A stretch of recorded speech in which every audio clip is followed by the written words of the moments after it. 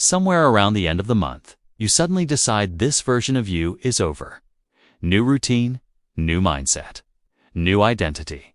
You delete old notes. Clean your room at midnight. Change your wallpaper. Promise yourself that this time will be different, and for a few days it feels real, until it fades again. Then the cycle repeats. Not because you're lazy, not because you lack discipline, but because part of your brain is trying to protect you from something you haven't fully noticed yet. You probably know this feeling better than you want to admit. The strange urge to reset your life every few weeks. A new productivity system. A different personality. A different future. You become obsessed with self-improvement videos for 3 days. You imagine waking up early, reading more, being calmer. More focused, more confident. You don't just want better habits, you want to become a different person. But eventually, the excitement collapses. And when it does, you feel strangely embarrassed by the version of yourself you created only days before.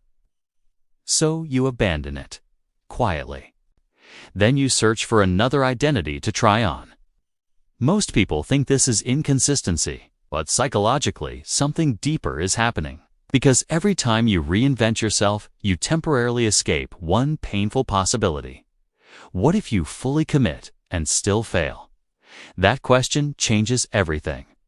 Because once you commit publicly to one version of yourself, your brain attaches your identity to the outcome. And suddenly, failure stops feeling like an event.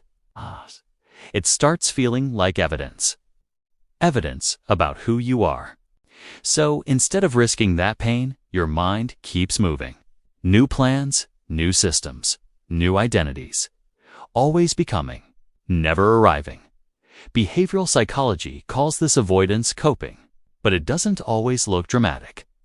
Sometimes avoidance looks productive. Sometimes it looks like endless planning or constantly researching the perfect way to start. Your brain would rather stay in possibility than face the emotional weight of commitment, because possibility is emotionally safe.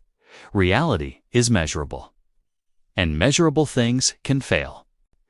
This is why some people stay addicted to preparation, not because they love growth, but because preparation delays judgment. The brain treats uncertainty differently from failure. Uncertainty still contains hope. Failure feels final, and your nervous system notices the difference immediately. There's also another layer underneath this: identity instability. In psychology, your identity acts like an internal map. It helps your brain predict who you are, what you value, and how you behave. But if that map was never stable growing up, you may have learned to constantly adapt yourself depending on expectations, environments, or emotional safety. Maybe you became different versions of yourself around different people. The quiet version, the funny version, the successful version. And eventually, you stopped knowing which one was actually you. So now, every new self-improvement phase feels emotionally convincing in the moment. Because your identity was trained to be flexible for survival, not for stability. This is why the cycle feels so personal.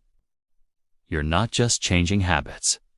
You're trying to solve uncertainty about who you are. And the brain hates unresolved identity tension. Neuroscience shows that the brain constantly tries to reduce prediction error. Meaning, it wants consistency between your self-image and your actions. But when your identity feels unstable, your brain keeps searching for a better self that finally feels complete. Like opening dozens of tabs in your mind, hoping one of them contains the answer. But every new identity creates another problem. The moment you commit to it, you risk disproving it. And that's where fear enters quietly. Imagine your identity like wet cement. Every time you restart your life, you pour new cement. New routines, new goals, new rules for yourself. But before it hardens, you destroy it and start over again. Because hardened cement can crack. Wet cement still contains potential. This is the hidden emotional contradiction. You crave stability. But psychologically, instability feels safer. Because instability protects you from permanent disappointment. If you never fully become one thing, you never fully fail at it either. And once you see this pattern clearly, something important begins to change. Not overnight, but slowly. Because now the goal is no longer becoming a perfect new person every month. The goal is building an identity strong enough to survive imperfection. So how do you actually stop restarting your life? Not through motivation, but through nervous system safety and identity consistency.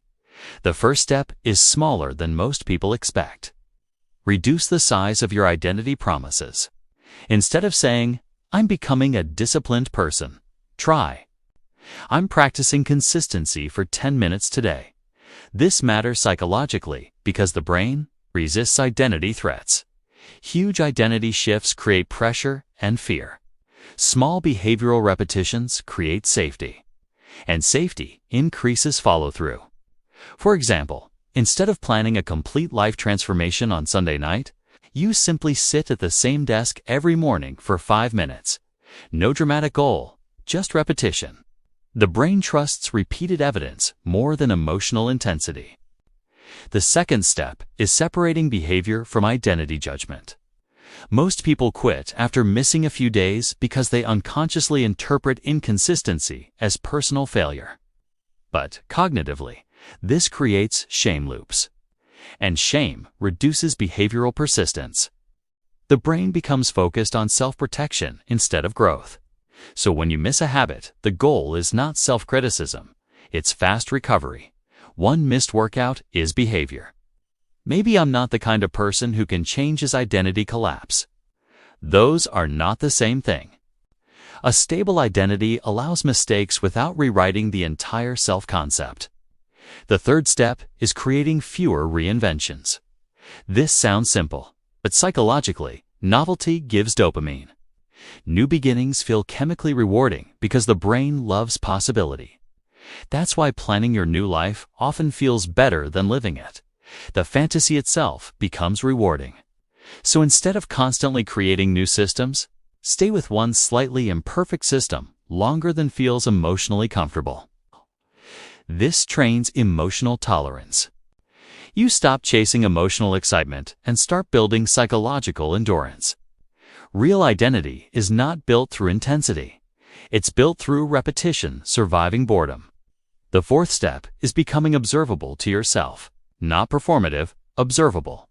Many people who constantly restart their lives live entirely inside abstract self-concepts. I should be more successful. I should have my life together. But vague identities create vague behavior. Your brain needs visible evidence. So track small, concrete actions, not outcomes, actions. Read 2 pages. Walk for 15 minutes.